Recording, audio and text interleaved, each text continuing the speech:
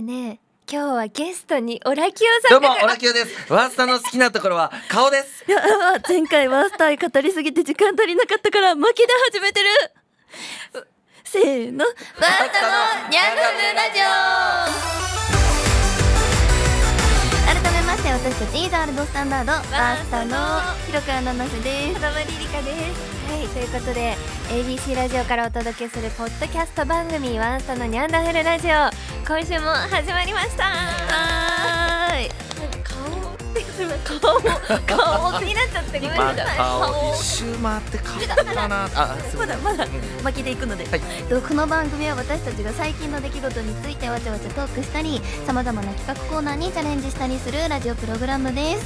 そして今日はワースタを語る上で欠かせないこのお方がゲストに来てくださってます。あ、どうも、体操選手の、ワースタのですね、非公式親戚のおじさん、オラキオです。よろしくお願いします。非公式。非公式。なんだ公式になるのこれ。いやちょっと保留普通なんかにしすぎて。公式お兄さんをまだ探してんの？なんかそういう。まあもうちょっとハマりもうちょっとハマる。ハマり役がいれば数年でまだ決まってない。まあ一応仮で仮で公式のおじさんがいるってことだもんね。皆さん仮押さえさせてもらってる状態で、状態ただ決定には至らず。なんかもう俺が離れないと思ってるでしょ。油断してない？ちょっとそれで公式他のアイドルを狙ってる他のアイドルの公式の話したらどっちを取るかね。きょうさんが離れちゃう。そうかなるか、ちょっとそれは悲しい。わかんないよ。だってもう違うアイドルから公式お兄さんでって言われちゃったら来た瞬間に公式にしようじゃん。どっちがいやいや公式ですよ。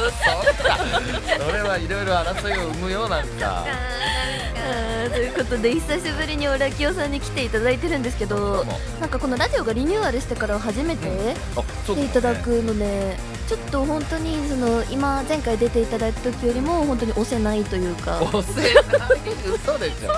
押せるって聞いてるよ。結構リニューアルしてからの方がこう時間にこう制限がギュいやいやッとかかってるから。やっていこうよ。 YouTube でも流れてんでしょ。動いてるやつも。そう今日結構企画というか話すとこが多いのででもね。そうお便りもめちゃくちゃいっぱい来てて、まあね、お便りをいっぱい紹介したいよね。そう紹介したいのでちょっとないよねじゃあちょっといつ読みますね。はい。ワースタの猫ネームワンダさんからです。ワースタの皆さん、オラキオさんこんばんは。ワースター愛あふれるオラキオさんがゲストで嬉しいです。オラキオさんは前回のゲスト出演の際に広川三品コンビのことをちいかわと呼んで品種を飼っていましたが、あれから1年経ったのでさすがに覚えましたよね。もうだってもう覚えてますよ。もう間違える。というのはちいかわじゃないでしょ。ちいかわなんてある？ちいかわはある。ちいかわってコンビっていう聞きました。チーカーコンビがないっていうことですか？じゃあワンスタの中でいやいやいやいやいやいや。発言をされて違うんだよ。あーじゃあこれみんなほら分かってるでしょ。なんかそういうこの本番になるとパッと出てこない現象あるから。そのよく言うじゃん、芸能人の人がオラキオさんクイズ番組で言う家のリビングで見てたらすぐクイズ分かるのに本当にいざ立つとあれ出てこないんだよって分かるじゃん。それだからもうそれに今俺なってるから、俺今何も頭の中真っ白だよ今。びっくりするけど頭の中真っ白。じゃあチーカーコンビっていうものはもう今全然こうピンとこないっていうことでいいですそうか？いうことですねいやいやいや、今来てる立ったけど来てる来てるけど頭の中真っ白。来てるはずだ。来てないはずないじゃん。だって俺だって聞いてんだからニャンダフルラジオ。じゃあちょっと今日上がってるってことでいいですか？そうそう、上がってるのよ。上がっちゃって上がってるの久しぶりに。忘れちゃうんだ忘れちゃって大丈夫かな？そうそうそうこの頭真っ白。いやちょっとチーカーコンビ悲しいです。ここにあれちいかわだった？はいここちいかわ？はい。初めてです小玉の漢字小っていう小漢字とでしょうねはいはい広川の川合わせてそれ読み方をがちいかわにしたんだ。はい。ああ、小さい川。そんなだった？そうです。ポリポリポリポリ。ポリポリ。ポリポリじゃないでもこれも伝わるんだよね。ポリポリ。ポリ。ソロも抜かれてます。あーそうかポリポリ。ね。助かる助かる。そうだよ。いやまあなんかこのメールにはぜひ6通りの全コンビ名を言ってっていうことをおメンバーの信頼取り戻してくださいってあったんですけど、まあ難しいですいやいやよね。いや全然もう難しい。いやいや一番自信あるところどこですか？いまあや小三コンビあるでしょ。そうそうそう。ラジオラジオじゃない。翔さん。あとあれでしょもう一つぐらいあります？ミリリリカみたいなのあるでしょ。あ、やばいやばいやばいやばいやばい。無難なミリリカでしょ。やめますかそうですね、やめましょう。全部聞いてるんですよ。嘘っぽくなっちゃう。もっとアピールしていかないと。そうですね、私たちが。そんなことない。申し訳ない、それは。なんか最近のほら猫組とかさ、そっちの全体のあれに行っちゃってるから、もう個人のは当たり前すぎてちょっとチェックしてないのかもしれない。当たり前すぎて。チェックはしてます。当然でしょう。猫組さんわかるんですね。猫組ですよ。嬉しい。やたらとなんかこたまちゃんが組長をしてる時あったもんね。なんか変な組長っぽくなんか怖い感じでうらとかいうのあったよね。ギャップをやりたくて。そんなに組長を押すアイドル大丈夫なのかなと思って俺は聞いてて思ってる。そうなんです。ありがとうございます。そしてですね、今日の様子はなんともう YouTube でも配信されるということで、動いている私たちとオラキオさんが見たいという方は急ぎじゃない、すいません、ポリポリユッティさんのトレーナー、確かに若ちこ若ちこは見たい。若ちこそうなんですよ。ラジオのね1週間後に配信されるので、ぜひ11月27日以降も見てもらえると嬉しいなと思います。はい、この後オラキオさんにはたくさんお話ししていただくのですが、まずはここで1曲、オラキオさんセレクトの楽曲を贅沢言えるんだ。いや、オラキオさんとんでもない数の曲を書いていただいて、アンケートに絞れなかったんだよね。でも多いですよ。多すぎ、これ全部聞いたらいいのかな。オラキオさんに多分好きな楽曲を聞いたアンケートでこんなに見てください。これこんなにこれでもだいぶ絞ったんだよ。でも絞ってるんです絞った。これでもだいぶ絞ってこの量だからね。とんでもないです。その中からはい1曲選んでいただいて、曲振りまでお願いしてもいいですか。はい、それでは私セレクションのなんていうの、こういうのはいいですよ。はい、お願いします。大将いだけカルビアンビシャス。お肉焼いちゃってこんがり焼いちゃって、お肉焼いちゃってこんがり焼いちゃって、お肉焼いちゃってこんがり焼いちゃって、お肉焼いちゃってこんがり焼いちゃって、お肉焼いちゃってこんがり焼いちゃって、いただきます。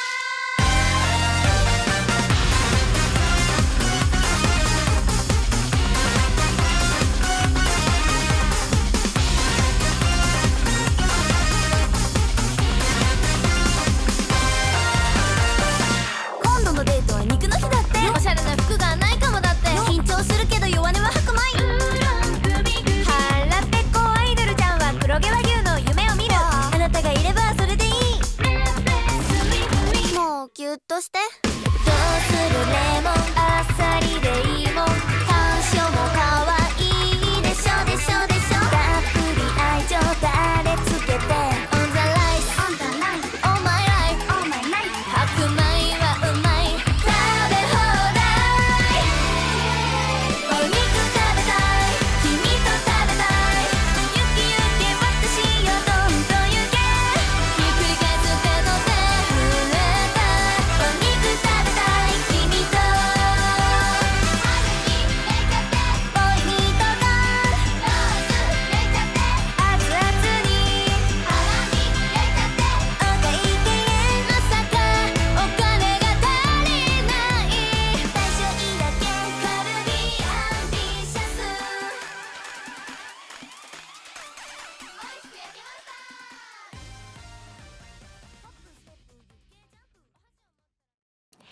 ワースタのニャンダフルラジオをお届けしております。今回は私小玉リリカと平川七瀬が担当しています。ということで、ここで改めてオラキオさんのプロフィールをご紹介させてください。はい、佐賀県鳥栖市ご出身、9月5日生まれ。おめでとう。ありがとう。おめでとう愛の手です。インターハイ国体に出場経験のある元体操選手でもあり元体操選手でもあり、はい、お笑いコンビ弾丸ジャッキーでは体操選手のモノマネのネタで知られています。知ってます、コンビ活動を経て現在はピン芸人オラキオとして活動中、はい、オラキオ芸能活動の傍ら、今営業している子ども向け体操教室オラキオ体操教室が大繁盛で2020年大丈夫ですか？いや大丈夫、大丈夫っていうか、そうだね、一回全部聞こうか。はい、今大繁盛でして、2020 2020年からは介護施設で介護職員として勤務、なるほど、これも言ってくれる。さらに料理が趣味で元板前、そうだね。調理師免許もお持ちのとっても多彩な小田清さんです。ありがとうございます。教室開けるなんて今ね潰れてるんだわ。これ潰れてんだわ、もう早々に潰れてんだわ、これ体操教室。誰？大繁盛のっつってた？あれ？大繁盛なんか予約が取れない体操教室。潰れてんだわ。だから潰れて初めて早々に潰れて取れない。そう潰れてるか取れないね。誰も取れない。なんだ。ないから取れない。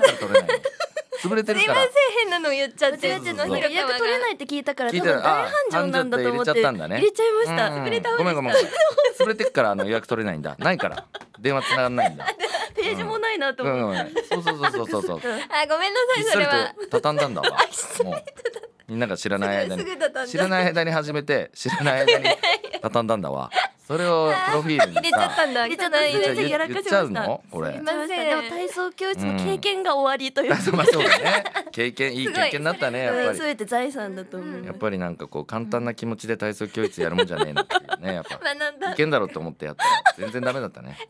そうなんだ。いや、そうなのよ。でもルキオさん本当に忙しいですよね。なんかね、いろいろやってんだよね。まあ介護の仕事も。だって俳優さんじゃないですか。今はすっごく。芸人なんですけど、まあね、お芝居の仕事もやらせてもらってまして。今どっちが多いんですか？俳優さん。まあその時にもよるね。その月にもよるんだけど、結構半々ぐらいになってきたかな。そうなんだ。すごい。でもありがたいことに佐賀テレビの方で冠番組が始まったのでね、それはだからお笑いの仕事だから結構それは月に1回は必ず佐賀に行って撮ってるから、すごい。その合間でお芝居やってるっていう。その合間でお芝居。これ合間に体操教室もやったらもっと確かに畳んでんだわ。体操教室は畳んでんだよ。だから言ったよね、俺今。合間にできるもんじゃないんだって。すいません。簡単にできない。簡単できない。もう体操教室だけやるんだったらいけてたかもしれないけど、傍らは無理なんだって。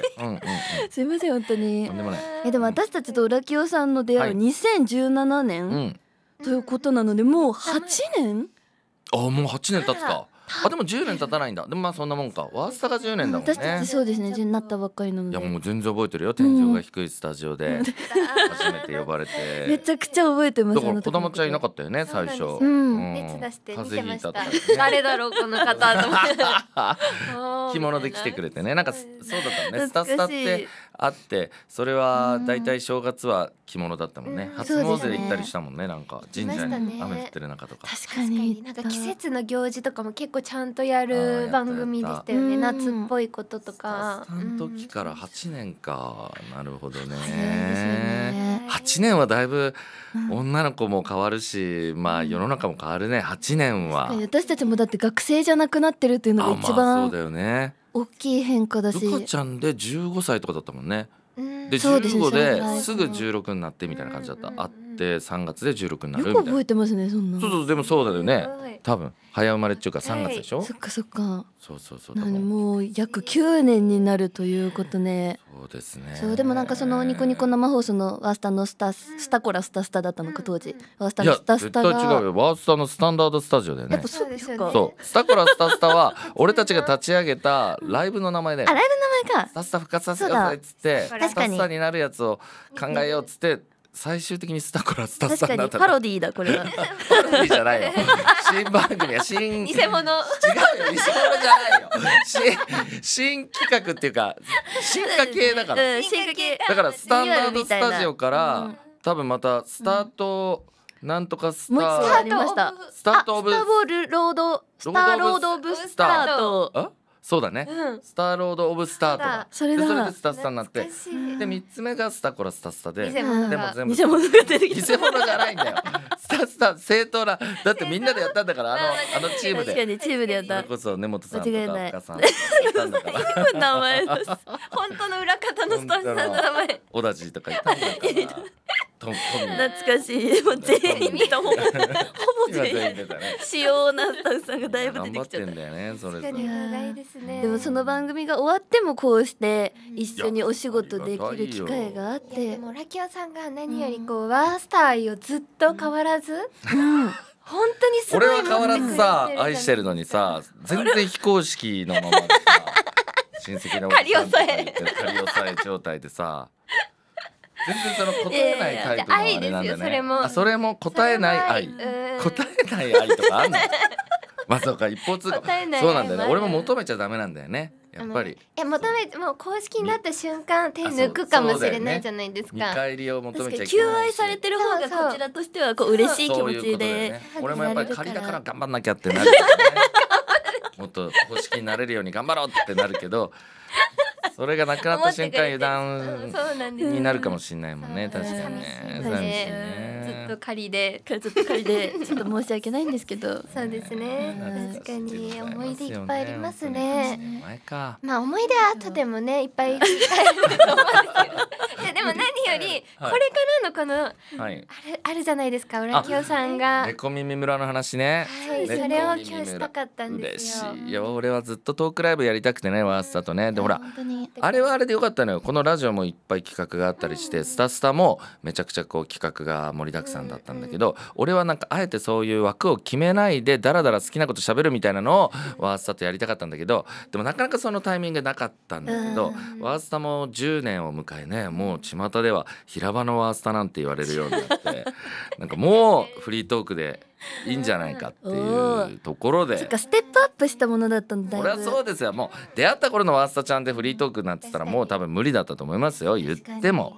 でもなんか今のワースタちゃんだったら本当にもうね平場のワースタとか言われて本当にスーパーの裏でタバコ吸ってるキャラクターの方もいらっしゃるわけですから。確かにそういう方もそういうなんかこういつも俺は思ってたのだから結構スタスタとかでも時間がないからさ思いついて喋りたいこともずっと喋れない。まあそれでも俺は喋ってたけどね。でもそうするとみんながまだ高校生とかだったからさ時間がなくなっちゃって帰んなきゃいけないとかあったからさそうもうみんなも大人になってそんで渋谷のまあライブハウスでなんかお酒も飲んだりとかもしながらもう好きなことを喋ろうっていうだから本当はオールナイトとかでやりたいぐらいだもん。やりたい。もう普通に10時ぐらいから始ま朝5時ぐらいにやりたいって言っいやダメです。なんで浦清さんがダメです。さすがなっちゃうんだね。俺あのペースで飲んで喋ってたら俺絶対朝まず寝ちゃうっていうのもあるけどそう一番嫌だ。すげえ変なテンションになっちゃうもんね俺。ダメだそこはまだなんだね。そこは俺が70ぐらいになった時でマスタちゃんたちも40過ぎたりとかしてもうヨボヨボになったからじゃあ解禁するかオールナイトとかヨボヨボになったらオールナイトそれはやれるかもしれないね。じゃあじゃあ今の段階ではまあちょうど7時ちょうど9時ぐらいがちょうどいいのか2時間ぐらいだね。がもういっぱいいっぱいかな。だからぜひちょっとですねこれが早くも第2回ということで嬉しい。なんか俺としては季節ごとにやりたくて季節ごとっていうかなんか 3,4 ヶ月ぐらいに1回ぐらいはやりたいから最初やって2回目が今ちょうど秋の頃なんで秋の猫耳村なんつってできれば本当に春の猫耳村やりたいですしもう言ったらもう初夏のとかねもうそんな刻んでもいい初夏のとかもうやっていいし春先のとかでもやっていいしいろいろ春のがあって春先のがあって初夏があって夏のがあってそう夏の終わりの猫耳村とかもねいいわけいっぱい刻んでもいいわけですからそれをちょっと今度が11月 25 ですね。平日なんだけどね、しかも連休明けなんだよ。しかも3連休中もイベントいろいろあるでしょあさちゃんは。確かに私たちそうだね男子限定女子限定ライブみたいな。なんだよねだからちょっとあさちゃんのファンの方にとってはおおやっと連休が明けてってなった時に夜やんのかいっていうのもあるかもしれない。打ち上げの気持ちね。そうねそのイベントの話とかも多分自由にできるわけじゃん。確かに確かに。渋谷で配信もあるからぜひともそれでお願いしたいんですよ。お願いしたいんですよ。11月25日19時からスタートでチケット絶賛発売中ということでお願いしますよ皆さんねお願いします。ということでもう結構時間が嘘でしょ俺まだ何も喋ってないよだって。まだ序盤な感じしますけど喋んなくてもいいこともいっぱい喋ってることに気づきましたじゃあ浦清さんはもっときっと喋りたいことがあるはずなのになんか合間をつなごうとしてくれてそんなことないそんなことない喋ってました。そんなことない喋った俺は喋りたいことを喋った合間をつなごうその病気みたいに言わないで。いらなかった平場のワンスタとかなんでいいじゃん別にいるじゃんそんなの。ワンスタっていう一言で言って。それではこの後も浦清さんとお届けします。番組はまだまだ続きます。ワースタのニャンダフルラジワースタとの思い出ベスト3。ということでワースタのニャンダフルラジオをお届けしております。今回は小玉リリカと横穴七瀬とオラキオが担当しています。ということで本日のゲストはオラキオさんということで、ワースタを昔から見届けてくれているオラキオさん視点でワースタとの思い出をなんとランキング形式で紹介していただけるということでまあなんかでも8年前ってことでしょ。8年間の思い出、なんか思い出っていうなんかワースタちゃんとはまだ俺はほら継続してる感じありますから、なんか思い出っていうかまあそうかな、ここまでのってことね。そうまでのはい、嬉しいますよね。結構ありすぎてね。レギュラーの時は月1で必ず会ってそうたし、ね、そう思うといろいろありますけどありますね。それでは、はい、そのベスト3に今回まとめていただいてるということで無理やり、はい、それじゃあまず一つ目第3位をお願いします。はい、第3位はスタッサが終わって打ち上げがあってその時のカラオケめっちゃ裏側これ俺嬉しかったんだよね。よかったね。なんかそれまでスタジオとか収録で会うことあっても、そうじゃないとこで会うことってなかったじゃないですか、でももちろんその時にはマネージャーさんもいたし、プロデューサーさんもいたし、その番組関係者の中もいたけど、みんなで集まってご飯食べ行ってさ、恵比寿だったよね確かね、おしゃれななんかイタリアンみたいな、そう半地下のね恵比寿の半地下のイタリアン行って、で食って僕がその時にそれこそスタッのスタッフにカラオケ行きましょうオラキオさんがやってたんだ。そうだよ、無理っすかね、カラオケ無理っすかねとか言ってポリポリとか言ってたのよそうなんだ。そしたらマネージャーさんとかプロデューサーさんに言ってくれて、そのスタッフさんがね、そしたらじゃあみんなで行くんだったら行きましょうかみたいになって恵比寿のカラオケに行ったんだよね。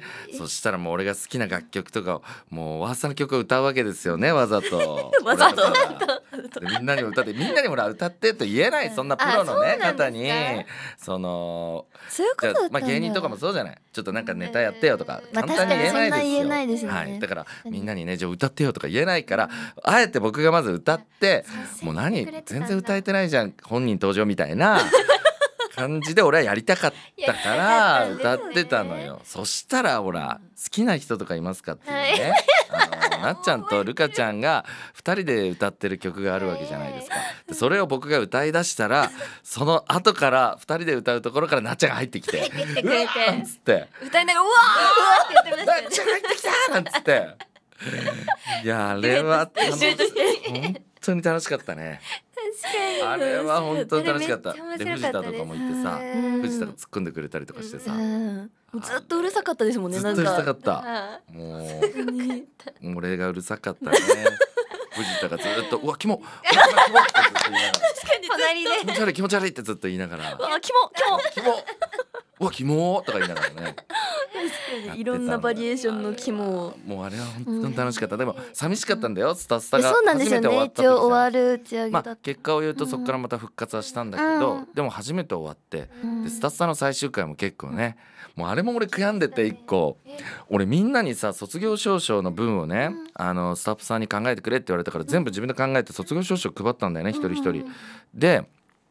俺その時に多分もう自分も感極まってもう泣いちゃうだろうなってで俺考えながら泣きながら書いてたのね、で本番もそうなるだろうなって思ってたら、やっぱ俺が無駄なこと喋りすぎてもう早く言ってください、もう早く渡してくださいみたいになっちゃってもうなんとかことがパッとかって終わっちゃったみたいな、なんかそうあんなに思いを込めて、あんなに思いを込めたのにすげえ巻き入れちゃってそっか、もうあの時泣きすぎてメンバーめっちゃ泣いてたから、結構私たちはもうお腹いっぱいぐらい感極まって感動してたから、そうあったっていうか、俺のなんか俺がもっとこう俺も極まりたかったのよ。そうですよね。俺今日さんだけ全然極まらなかった。もう感が全く極まらない。本当に。ちょっと似てるというか、ちょっとお便りが来てて、猫ネーム最上級ジャガポックルさんからです。スタスタを毎回楽しみに見ていました。特に好きだったのがオラキオさんが七瀬ちゃんを不機嫌にさせたり怒らせてしまってタジタジになるという流れです。ハロウィン会でコスプレよりもウインクで加点して怒られたり配信時間を守れずに怒られたりなどなど、最終的にアイドルに謝罪させられるおじさんという構図も含めて最高でしたもし最近のオラキオさんへの不満や怒りがあればぜひラジオ内でぶつけてもらってオラキオさんがタジタジになる姿をまた見たいです。いやそんなないですよ。怒られてるところに需要があるっていうファンの方もいらっしゃいますから。なるほどね。結構ね、スタスタでもいろいろバトってきたというか、ここはすごいですよね。ここはすごいですここがすごかったですよね。なっちゃんが怒るっていうねくだりあったよね。どうですか。でも最近会うこともそこまで多くないですし、あの頃はね月に1回必ず会ってそうですね。2時間、気になることはありますけど。いやまあでもオラキオさんやっぱどこにいても結構裏とかでなんかそれ言っちゃいけないですよねっていうことを名前出したりね。結構そう言っちゃうし、私たちの結構関わりが深い芸人さんの名前とかも出して、なんかちょっとだけ悪く言ったりさ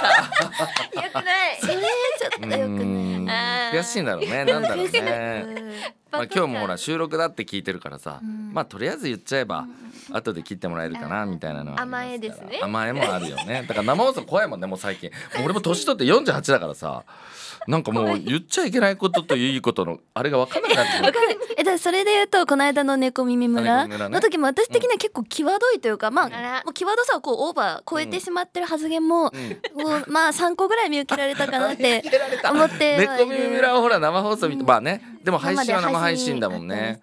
でしかも生でお客さん聞いてるわけで。確かにあの時ってちょっと危なかった。前半後半があったじゃないですか。内容もなんですけど、前半私たちほぼ一言二言しか喋らず終わったんですよ。あれ俺の思いが溢れてね、やっぱ嬉しかったね、あのトークライブが。いいトークと言いながらずっと聞いてる係みたいになっちゃうね。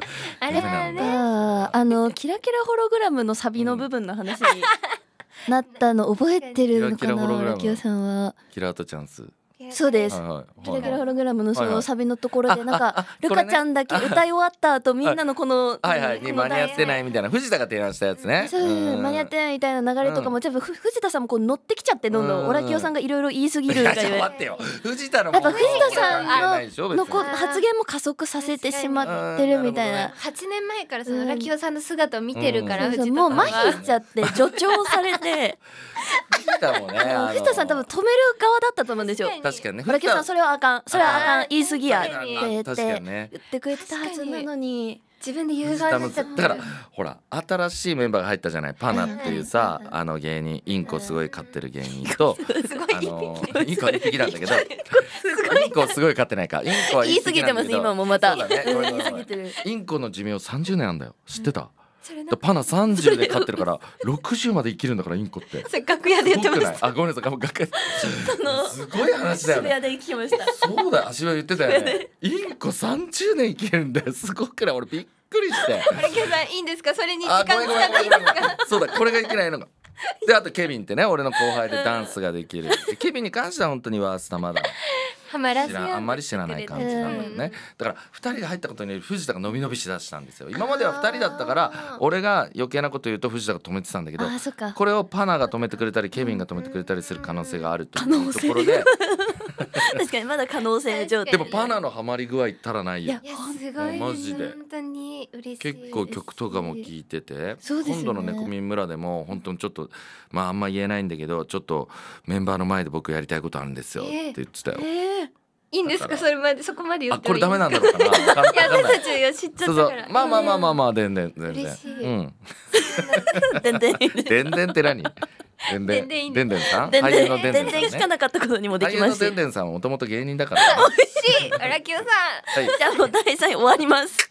第3位終わる？楽しかったですね。カラオケよく覚えてます。動画も残ってる。あれ楽しかった。楽しかったですね。じゃあ続いて第2位をお願いします。第2位はオラポリス。嬉しかっいやた。これも嬉しかったのよ。これありがとうはございました俺が大好きな先輩たちとかお世話になってきた人たちとワースタちゃんがこう共演するっていうのがなんか嬉しかったね。本当にいやすごかった江頭さんだったりももクロちゃんだったりね、その辺がこうもちろん花さんとかチェリーとかも来てくれたんだけど、あそこがこう俺が普段からこうお世話になってる人たちが仲良くさせてもらってるところにワースタちゃんがこう一緒になってイベントやれたっていうのは、あれは僕にとってはもう一生の思い出ですよね。本当になんかあの日の緊張感ってずっと忘れられなくて、本当緊張してた？緊張しました。でも本当にかなこちゃんがいやすごいいいわスタイって言ってたよ。嬉しい。リハもすげえずっと見てて、そうですよそうかなこね。ちゃん後ろで見てて、それ気づかなかったんですよ、リハーサル集中しすぎてて。適当にやってなかった？大丈夫だった？いやちょっと靴が滑るからって裸足でやっちゃってて、なんか舐めたステージみたいになってないかそんなことないですよ。心配でした。でもかなこちゃんもすごいなんか良かったってそう終わっライたイベンブも見てくれてト、そう終わった後に君と T42 をやってくれてた踊ってくださってね。可愛すぎて、でも俺あの時のかなこちゃんちょっとびっくりしたんだよな。その後もまたかなこちゃんと会ってね話したその話もしたんだけど、なんか国民的アイドルオーラ出してきたじゃん。出していや私たちはもうそのイメージだったけあ本ど、当でもなんかさらにこう風格があるっていうか、そうなんかスイッチ1個入ったなんかなんか俺いつもももクロちゃんとかで会うとさ、もっと普通にかなこちゃんもっと普通のかなこちゃんっていうか、キャピキャピちょっとラフな感じなんだけど、あの時なんかもすごかった。うなんかちょっともう松池靖子さんなんじゃないかぐらいの空気で来たじゃん。なんかわかんないそのクラスなんかもうドーンみたいな、なんか衣装もなんかちょっとこう大人な感じのこう清楚なっていうか大人な感じで来てみたいな、かなこちゃんみたいな感じだったね。確かにでもそことわすたちゃんがね絡んであれは嬉しかったですね。でも江頭さんもね絡んで、だから直接絡めそうななかったけどね、絡ませてもらえてなかったですよね。そう私たちなんか確かにね危なかった。やっぱそこはちょっともう江頭さんはまた何するか、実際何かしてくれたしねしちゃったんだけど何かしてびっくりしましたよ。いろいろありましたからねでも瀬戸り考えてくださったり、そうあれも嬉しかまったな。た途中で永久で出てきてくれダンス一緒に踊ったて、りとかね。お手紙もその時お手紙ねお手紙、あったよね私が代表でもらってます。あれその時のお手紙、感動のお手紙、そうあれもね嬉しかったよね。あれはめちゃくちゃいい思い出です、オラポリス。本当に25周年記念をやったんでね、今僕が芸またあ歴りますかね26年目か、でもやるとしたら30年俺が30年とか、あと5、6 26年後年はいいんですか今やんなくて。やんないでしょもう25周年記念やって26周年記念やんないでしょ。そっか。いやでもああいう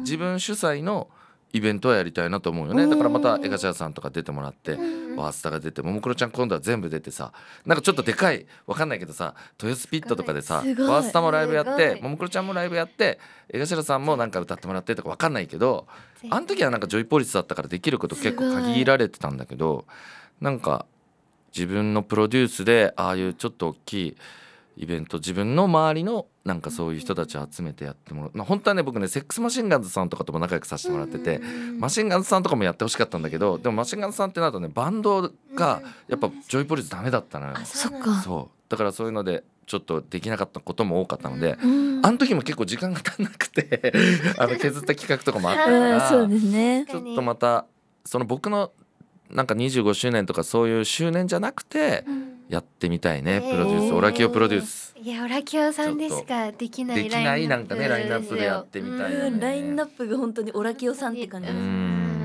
す。ぜひとも嬉しい。じゃあこうご期待というか、はい声が来た。じゃあ1位をうわ思い出これになっちゃうんだよな結局ね。第1位坂本ちゃん卒業ライブ。すごい1位なんですね。思い出ってなるともうそうなるよね。そっかなんかオラポリスとかスタスタ終わった時とかもなんか思い出だけどなんか別にまだ継続中って感じっていうかあれだけど、確かにもうこのそうそう坂本ちゃんの卒業ライブに関してはがっつり思い出だね。一旦ここでこう思い出のなんか幕が閉じたというか閉じたね。もうまさに本当の思い出ですよこれは。ワースタの一番の思い出って言われたらもうこうなっちゃうな。へえ、急になんか1位はファン目線っていうか、ファン目線っていうかなんかオラキオさんとの思い出じゃなくてワースターのその記憶の中で歴史の中で探してくれた感じ。そうかな。どういうライブ中はどういう感情だったなんかね、んですか？ライブ中はやっぱもういつも通りやろうって俺思ったんだよね、あの時。なんかあの時生配信もしたじゃん、スタスタもやったんだよね、確かね。でオープニング撮ってそっからライブに入ってってエンディングも撮ったみたいな。でもなんか寂しい感じではもうやらないでおこうと思って、ほんでいつも通りやろうみたいな感じだったかな。だからあんまりそんな悲しいって感じで見てはなかったけど、やっぱりライブ中はね、もう寂しさだったですよ私。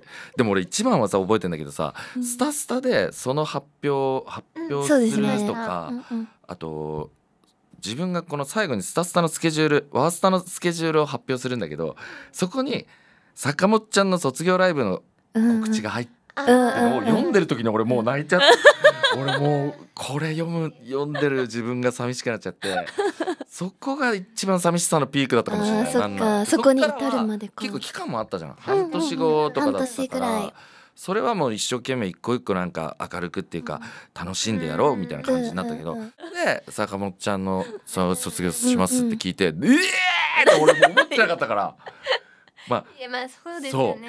何ってなって、もう本当に漫画みたいにこうゴロンってなっちゃって、これ見たかった。部屋でゴロンってなっちゃって、でマジでっつってどうすんすかみたいな。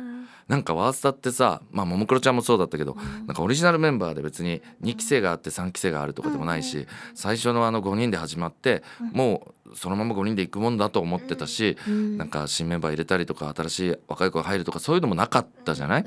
でここで坂本ちゃん抜けるか。まあワースタってさ、俺もうよく言うけどさ、やっぱいいそのすごいスターなんていうの、筋肉マンの例え誰も分かんないんだけど、筋肉マンでいうところの本当にいろんな各地の超人たちが集まったグループだからさだからなんか一人でもなんかその坂本ちゃんが担当してる部分もあったじゃない、絶対バラエティの部分だったりとか、もちろんなんか MC の部分だってもそうだけど、ライブとかでもね、パフォーマンスのとこもそうだし、だからこれは4人でやっていけんのかっていうのと、坂本ちゃんこのタイミングで卒業すんのかよみたいな、もういろんな感情がありましたね当時。そうだったでスタスタでも発表するみたいになって、だからうわーと思って、で卒業ライブはサンプラザ中野サンプラザだね。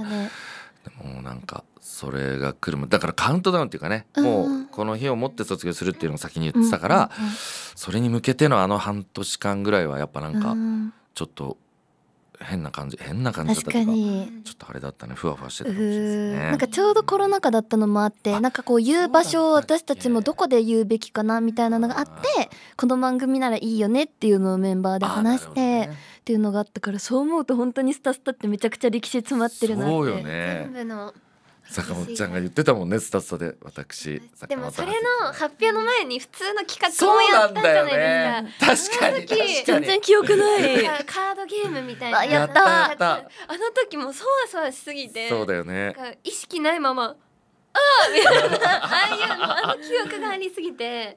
でもさ、多分見てる人たちも急にそっちになったからさ、何みたいな感じだったと思うんだよね。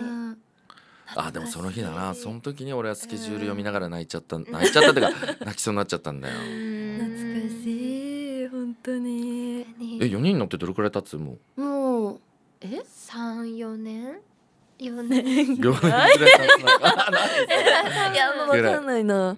結構経つね、思えば。でもね、なんかわかんないけど、こんな話どこまでしていいかわかんないけど、そこでじゃあ新メンバー1人入れるとかさ、なんなら3人入れて7人になるとかもあったわけじゃない選択肢としてはね。2期生も初のワースタ2期生みたいなね、そこでまたこう違う感じでとかってもあったけど、4人でやってるもんね今もね。確かに一応意思でそうだった。僕が入るとかもあったわけだからね、5人目。絶対にない。まだなかった。その時はちょっと今ならよかった。今ならね、めちゃくちゃベストタイミングだったから。いや歌歌えないしな。ということで1位がこの卒業ライブということで、思い出としてはそうなっちゃうんですね。いやーすごい嬉しい。たくさん歴史を見ていただいてるし、なんか私がなんか最近家でスタスタを見返したタイミングがあったんですよ。めっちゃ面白くて、スタスタあれちゃんとしてたよ。いや本当になんかだからこのラジオ聞いてて結構昔のことを知らない、ファンの方も新しいファンの方もたくさんいると思ってて、スタスタちょっと見てほしいなって。スタスタは私学力テスト系の回がやっぱ面白い。面白かったよね。もうオラキオの話はうざいうんざりだみたいな話言ってたもんねみんな。あれ本当に面白かった。オラキオさんの扱いが本当に雑すぎて申し訳なかった。でもいろいろさや時はコスプレっていうか、俺が板前の格好でなんか回転寿司やったりとか、懐かしいスポーツの格好したりとかね。いやすっごかった。ホラー界とかもあったし、本当にいろいろあった。ホラー界も必見ですね。ホラー界はもう富士急行ったりとかね、いろいろやりました。あそこって本当に今となっては本当に出るらしいよ、あそこの肺病院。今となっては当時からですよね。あ、言ってたんだっけ。はい。そうっていう噂は聞いてました。俺それさ、その日の収録の時俺道端でなっちゃんとすれ違ったんだよね。覚えてる？そのなんとか入り前、俺なんかそば屋探してたらなっちゃんがいて、あれなっちゃんだとかって初台のとこ。そうそう、初台のでっかい道沿いにそうなんだ。あ、なっちゃんとか言って、でそば行くよってにもならず、なんかその時はもう記憶そんな感じじゃない。あれあったっけみたいな。後でみたいな。そうそう、じゃあ後でみたいな感じだった気がする。肺病院で肺病院で先行ってますみたいな。後で肺病院。そうなんだ。懐かしい。ちょっと話したいことがいっぱいあるんですが、めちゃくちゃしっかりしてたね、スタッフいやさんは。本当にぜひ見ていただきたいですね。今でもたくさんの方に。だからオラポリスもスタスタのスタッフにやってもらったのよ。絶対スタスタのスタッフでやってもらおうと思って、もう総合演出も音響もアイスイッチャーとかも全部、ということでリスナーの皆さんのオラキオさんとワースタの記憶もぜひ教えてください。ハッシュタグワースタのニャンダフルラジオをつけてポストお願いします。ということでオラキオのちょっとオラキオももう言えなくなった。オラキヌちょっとブランクあって、オラキノ名前間違える字を直す薬だよね。オラキノールなんかわかんないけどボラキノールか。誰がボラキオやねん。ボラキオ何がボラキノさん誰がボラキノさんやねん。字直したのか。ありがたい人いっぱいいると思います。ね、いっぱいいますが。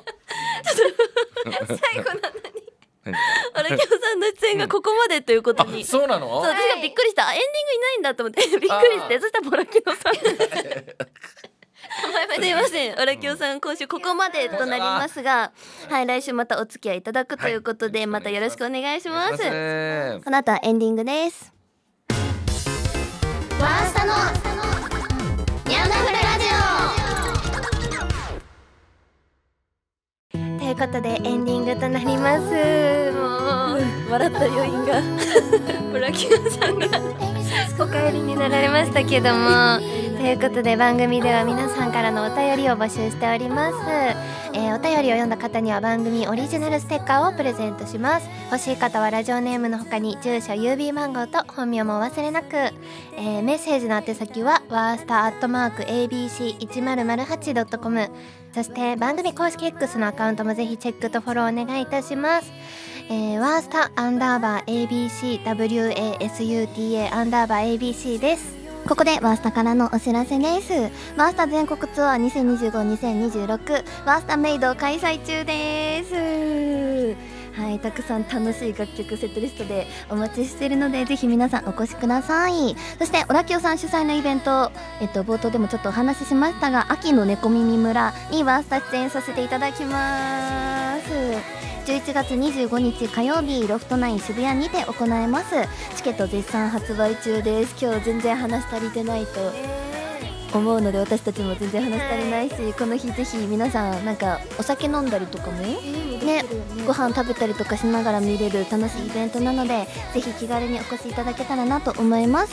そして12月27日には私たちのワーシップ大感謝祭2025が新宿レニーにて開催されます。もうクリスマスとかの時期、年末になってきますけど、私たちと今年最後の思い出作れたら嬉しいなと思います。詳しい情報は公式サイトをご覧ください。さあということで今回の放送いかがでしたか？いやーなんかでもまったり話せました。そうだね。なんか気づいたら深い話になってて、確かにちょっと情緒が難しい。でも嬉しいですね。愛をいっぱい感じて、来週も楽しみにしております。はい。ということでワースタのニャンダフルラジオ、ここまでのお相手は私たちイーザールドスタンダードワースタの広川七瀬と児玉リリカでした。バイバイ。バイバイ。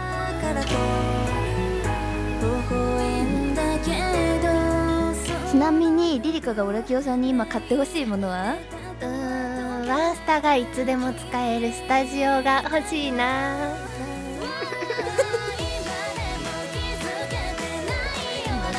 いいよね。いつでも使えるやつ欲しいな。